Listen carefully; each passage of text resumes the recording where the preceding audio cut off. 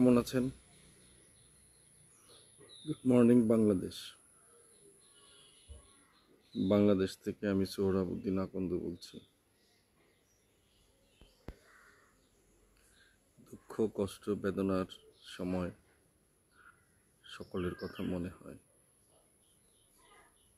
জানি না আজ যেমন আছি কালকে কেমন থাকবো।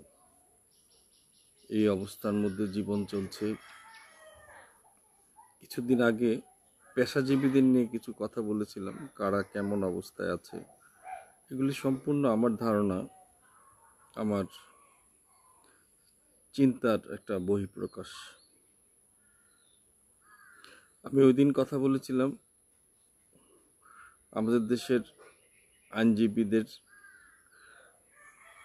আইনজীবী, উকিল এবং ওনাদের সহকারী মহরীদের সম্পর্কে। ফটোস্টেট, কম্পিউটার এবং যে সকল ছেলেমেয়েরা টিউশনি করায়, ছাত্র পড়ায়, তাদের সম্পর্কেও কিছু কথা বলেছিলাম। তারা কতটুকু অসহায়, কেমন অবস্থায় আছে। আজকে বলবো আমাদের দেশে ধর্মীয় অনুভূতির একটা দেশ। এই দেশে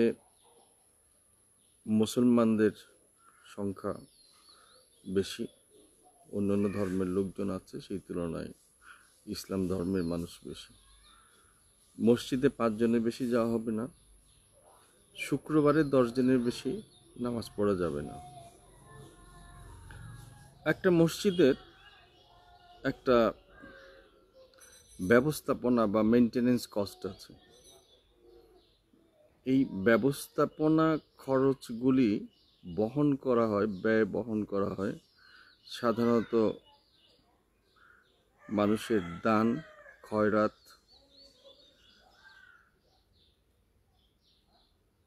জাকাত এগুলির মাধ্যমে। কিন্তু প্রতিদিনেই মসজিদে কিছু না কিছু আয় আসে, সেটা বাক্স থাকে, দান বাক্সের মাধ্যমে প্রতিদিন আসে। এবং শুক্রবারে একটা বড় অঙ্কের টাকা আসে, যে টাকাটা বাক্সের মধ্যে দিয়ে থাকে মুসল্লিরা। এবং ওই দিন মুসল্লিদের সংখ্যাও বেশি থাকে। জুম্মাবার, যাকে আমরা বলি জুম্মাবারে মুসল্লিরাও বেশি থাকেন। এখন এই যে মসজিদের যে আয়টি, মসজিদের যে দান বাক্সের মধ্যে যে অর্থ আসতো, সেটা প্রায় বন্ধ। এই অবস্থায় মসজিদের খরচ, নিজস্ব কিছু খরচ থাকে মসজিদ মেনটেনেন্স করতে। ইমাম সাহেব এবং মুয়াজ্জেম সাহেবের খরচ, এগুলি একটা অনিশ্চয়তার মধ্যে। এখন বিত্তবান যারা আছেন তাদের প্রতি আমার আহ্বান থাকবে, আপনারা দয়া করে এই মসজিদগুলিকে সহযোগিতা করেন। পাশাপাশি মন্দির, পেগোডা, চার্চ, সেগুলিরও একই অবস্থা। আমাদের যখন কোনো অবলম্বন থাকে না, তখন কিন্তু আমরা আল্লাহ খোদার নাম নেই। আমাদের এখন কিন্তু একই অবস্থা। ট্রাম্প পারছে না, পুতিন পারছে না, চাইনিজ গভর্নমেন্ট পারছে না, কেউ পারছে না, মোদি পারছে না। আর আমাদের দেশের মাননীয় প্রধানমন্ত্রী সহানুভূতির সাথে যে কথাগুলি বলেন, সেগুলি করোনা ভাইরাসের বিরুদ্ধে না, মোকাবেলার জন্য। করোনা ভাইরাসকে মোকাবেলা করার জন্য একমাত্র সচেতনতা, সেই সচেতনতার কথাটুকুই আমরা সকলেই বলে থাকি। কিন্তু সমূলে উৎপাটন, টিকা আবিষ্কার, ঔষধ আবিষ্কার এগুলি কিন্তু নাই। প্রতিদিনেই বাড়ছে, রোগীর সংখ্যা প্রতিদিনই বাংলাদেশে বাড়ছে। যা হোক, তো সরকারের উপর শুধু নির্ভর করলে চলবে না। সরকারের যে অর্থ, সেই অর্থ কিন্তু আমি আপনি দিয়ে থাকি। আমরা যারা এখন এই মুহূর্তে আমি কথা বলছি, এখান থেকে ভ্যাট যাচ্ছে, ট্যাক্স যাচ্ছে সরকারের কাছে। সেটি রাষ্ট্রীয় তহবিল। সেই রাষ্ট্রীয় তহবিলের অর্থ ব্যয় করার অধিকার আছে সরকারের, আবার জবাবদিহিতাও আছে।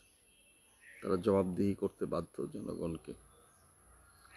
তো এখন এই মুহূর্তে যে বিষয়গুলি আমি বলছিলাম আর কি, তো এই মসজিদ, মন্দির, প্যাগোডা, চার্চ, তাদের যে অর্থ পাওয়ার যে সোর্সগুলি ছিল, এগুলি কিন্তু বন্ধ হয়ে গেছে। সুতরাং আমি অনুরোধ রাখবো সকলের কাছে, আসুন আমরা নীরবে নিবৃত্তে ধর্মীয় প্রতিষ্ঠানগুলিকে আমরা সহযোগিতা করি, সাহায্য করি। মৃত্যু হলে কিন্তু এর পরিণতি ধর্মীয়ভাবেই, জন্ম হলেও কিন্তু শুরুটা ধর্মীয়ভাবেই। এই রহস্য উন্মোচিত হয়নি, সুতরাং ধর্মকে এড়িয়ে যাওয়ার সুযোগও আমাদের নেই। কেউ যদি আঘাত পায় বলে মাগো, আবার যখন প্রচণ্ড আঘাত পায় তখন বলে বাবা গো,